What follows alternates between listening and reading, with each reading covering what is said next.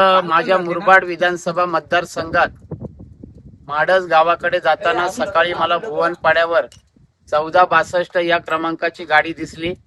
मी तात्काळ माझी गाडी बाजूला घेतली, डेपो मॅनेजर साहेबांना फोन केला आणि मेकॅनिकल लवकर पाठवा अशी सुद्धा त्यांना विनंती केली।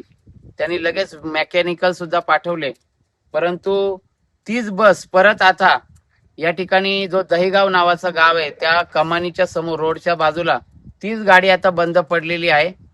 आणि मगाशीच मी व्हॉट्सअप ग्रुपला सुद्धा टाकलेला आहे आणि भरत दळवी युवा विकास मंच मुरबाड विधानसभा ठाणे जिल्हा एकता मंच यांच्या माध्यमातून माझी सरकारला विनंती आहे आणि डेपो महामंडळाला परिवहन विभागाला सुद्धा माझी नम्र विनंती आहे का माझ्या मुरबाड डेपोला अनेक जुन्या बस आहेत का ज्याचं काम मेकॅनिकल कामगारांना वारंवार करावं लागतं।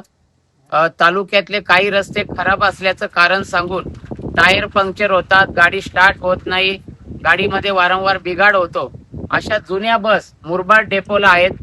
तर माझी महाराष्ट्र सरकारला विनंती आहे आणि ठाणे प्रशासनाला माझी विनंती आहे माझ्या मंचच्या माध्यमातून का मुरबाड तालुक्यात आता नवीन 10 बस आलेले आहेत, तर तशाच ग्रामीण भागात मुरबाड तालुक्यातल्या ग्रामीण भागामध्ये सुद्धा आपण नवीन बस द्याव्यात।